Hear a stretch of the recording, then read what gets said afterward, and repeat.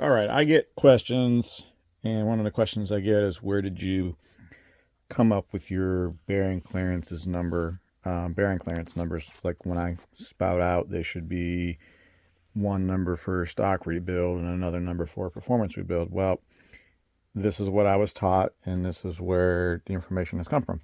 Okay, so we all know the Buick Power Source book, aka the Bible for Buicks. But you have to pay attention to one thing: it's designed for off-highway use only.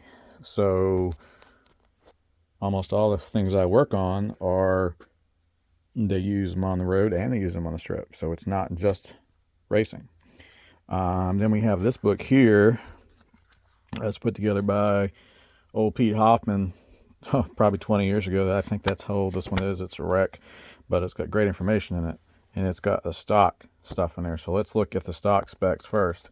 Okay, I'm going to flip over to the other page where the print is bigger.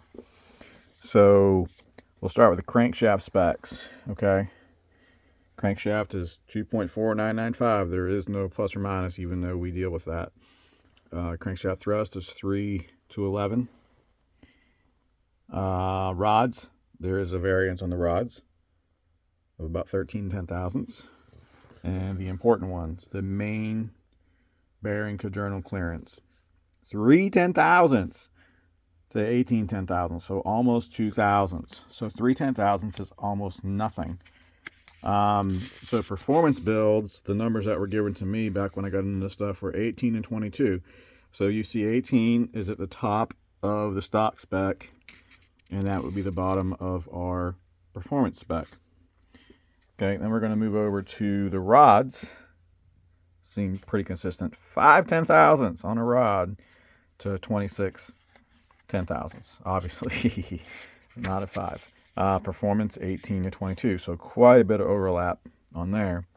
And then oil pressure. What is my Buick supposed to make for oil pressure? Well, here's what GM says it's supposed to make: 37 psi at 2,400 RPM. I've had them making,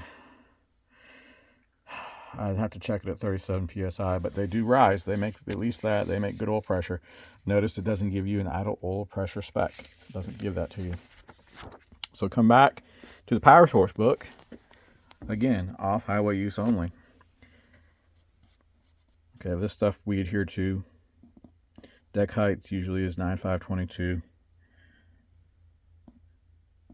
The important stuff: the recommended main bearing clearance for a racing engine is 22 to 27. So you see we're kind of there in the middle. The Power Source says 22 is the low. That's 4 tenths out of the stock. So 18 and 22 is where that was come up from. Crankshaft end play, another one that's a lot tighter, 1.5 thousandths to 7 10,000ths, or 7,000, excuse me. And usually most of the ones I see are on the high side of the spec. And usually I don't like them any tighter than 3. So we deviate more to factory specs on thrust. Connecting rod bearing, 18 and 22. Bingo. There you go. So that's where I'm getting these numbers from. Okay, the Power Source book. And this is actually out of the GM service manual, which I do have over there, but this is much easier to grab and thumb through it when I need it. But that's where I get the bearing specs that was taught to me, and that's what I've been using. It works pretty well. General rule of thumb, 2000s is, if you get 2000s on everything, you're going to be good. Obviously, I'm not the guy that builds motors that spin 7,500 RPM. But if you spun them 7,500 RPM, you're going to have them looser. And it's always better to err on the side of loose versus tight. So let's look at this one.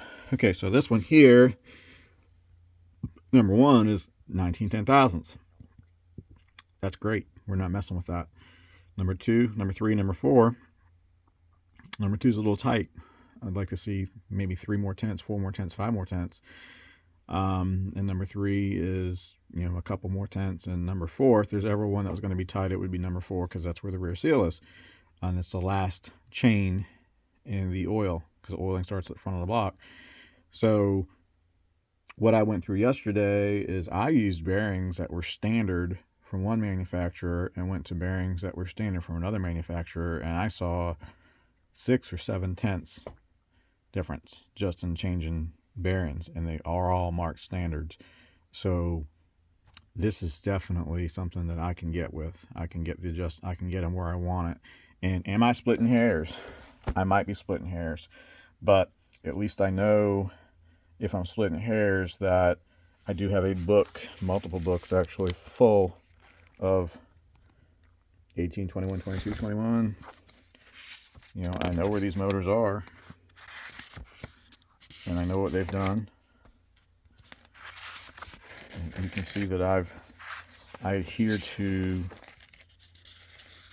again, okay, I've been adhering to these numbers, and they seem to work quite well. So, and no, I didn't come up with them. It's what's taught to me. So we learn from each other, and that's where the bearing clearances are coming from on these Buick V6s. And I don't run 20W50 on anything. Usually it's 10W30 only.